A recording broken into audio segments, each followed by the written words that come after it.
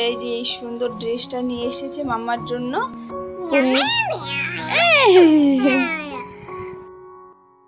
Good morning everyone, কেমন আছো সকলে? আশা করছি সকলেই তোমরা ভীষণই ভালো আছো। আমরাও মোটামুটি সবাই ভালো আছি। আজকে হলো বৃহস্পতিবার আর এখন ঘড়িতে প্রায় বাজে 10:30।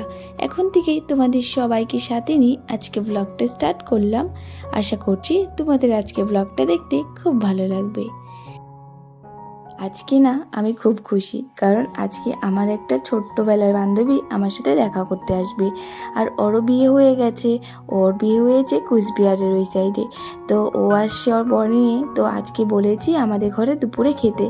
ওকে নেমন্তন্ন করার পর কিন্তু আমার খুব রাগ হয়েছিল। পরে বলছি কেন রাগ হয়েছিল।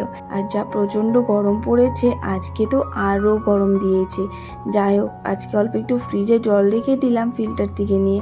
আমরা তো খুব কম রাখা হয় ফ্রিজে জল, কারণ আমি যে ফ্রিজের জলই খাই, তাহলে তো মা তার জন্য রাখতেই দেয় না।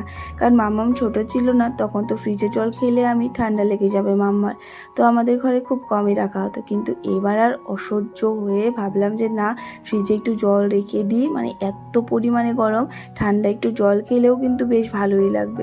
তার জন্য এই যে ফ্রিজে একটু জল রেখে দিলাম, রেখে দিয়ে তারপরে যে রান্নাটা বসিয়ে দিয়েছি।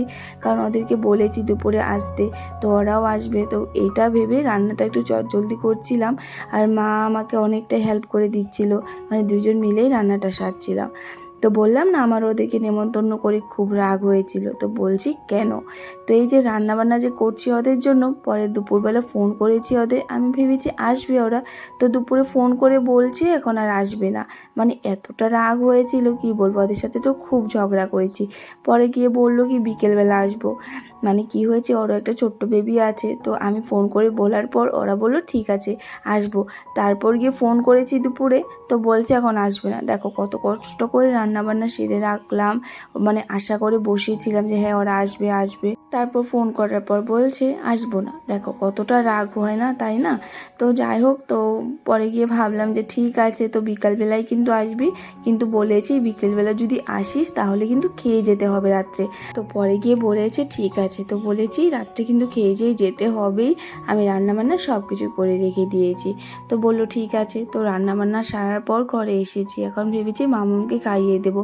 তো এই যে এখনই ফোন করেছিলাম, পরে গিয়ে বললো আমার না খুব রাগ হচ্ছিল। তো যাই হোক, রাগটাগ করে কিন্তু আর ব্লগটা কন্টিনিউ করিনি। তো মানে খুব রাগ হয়েছিল যে ওরা বললো আসবে, এখন বলছে আসবে না। তো যাই হোক, এর মধ্যে আবার মামামকে খাইয়ে তারপর আর ভিডিওটা কন্টিনিউ করিনি। তো বিকেলবেলা আবার ওরা এসেছে। তো এই যে এখন আবার ভিডিওটা শুরু করেছি। তো ওদের জন্য আর কি একটু 7 আপ দিয়ে দিচ্ছি ওদেরকে। আর প্রচণ্ড গরম না, তো চাই বানাবো না ভেবেছি। এই গরমের মধ্যে চা দেওয়ার থেকে ভালো এই ঠান্ডা ঠান্ডা খাওয়াই ভালো।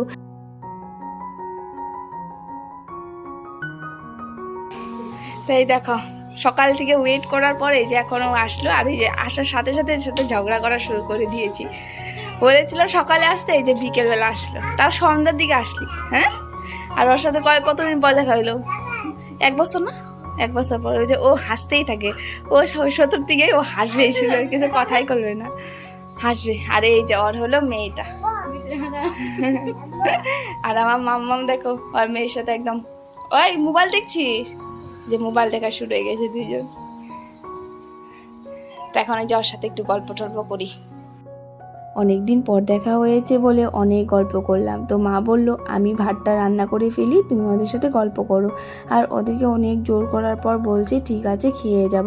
কিন্তু জানো এখন কয়টা বাজে? 8টা বাজে। তো বললো ঠিক আছে তাহলে একটু তাড়াতাড়ি দিয়ে দাও, খেয়ে দিয়ে চলে যেতে হবে আবার বাড়ি। আর মানে কি হয়েছে, এত গরমের মধ্যে ওর মেয়েও না একদমই থাকছিল না। আমাদের এই রুমটাতে অনেক গরম, আর মানে একটা বাচ্চা না এক জায়গা থেকে আরেক জায়গায় আসলে ভালোও লাগে না শরীরটা। তো ও না খুব কান্নাকাটি করছিল। তো দেখো খাওয়া দাওয়া করছে দুইজন মিলে। তারপর আবার আমার বাবাও এসেছে আমার মাম্মার সাথে দেখা করার জন্য। মানে এখন বাবা কয়েকদিন পরপরই আসবে আমার মাম্মার সাথে দেখা করার জন্য। তো এই যেখানে ওর দাদুভাইয়ের সাথে গল্প করছিল মাম্মাম। আর আমার মাম্মাম দেখো দাদুভাইকে পেয়ে কিন্তু বেশ খুশি হয়ে গেছে, এই যে নতুন ড্রেস পরে নিয়েছে। তো এটাই দেখাচ্ছিল আর কি।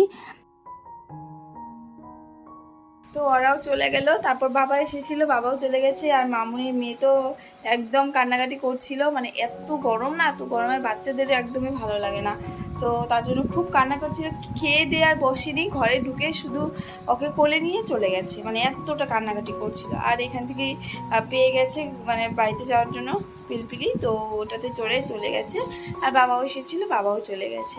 আর আমরা এখন রাত্রে এই যে খাওয়া দাওয়া করলাম, খাওয়া দাওয়া করে এই যে ঘরে আসলাম। আর আজকে এত গরম দিয়েছে, এই রুমে তো একদমই থাকা যাবে না, তো ভেবেছি আমরা ওই কিনারে রুমে গিয়েই ঘুমাবো। তো বরমশা আর মামাম চলে গেছে, আমি এই ঘরটা একটু গুছিয়ে রেখে তারপরে যে এখন ওই ঘরে যাচ্ছি। তো এই দেখো ওরা এই যে এই সুন্দর ড্রেসটা নিয়ে এসেছে মামার জন্য, একদম গেঞ্জি কাপড়ে খুব সুন্দর হয়েছে।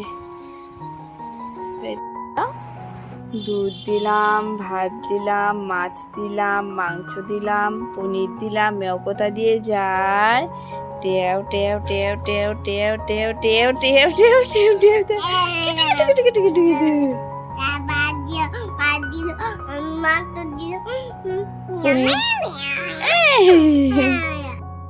তো এই দেখো বিছানাতে এসেছি, এসে আমার মামা মামার সাথে খেলা করা শুরু করে দিয়েছে। ওর নাকি আজকে একদমই ঘুম পাচ্ছিল না, তো এই যে এখন ওর সাথে একটু খেলে তারপর ওকে ঘুম পাড়িয়ে দেবো। আমার মাম্মাম কখনো কখনো খুব দুষ্টুমি করে, ওকে বলছিলাম বাবার সাথে দোলনা যাও, কিন্তু বললো না আমার সাথেই নাকি আসবে। তো এই দেখো আসার সাথে সাথে কিন্তু ঘুমিয়ে পড়েছে।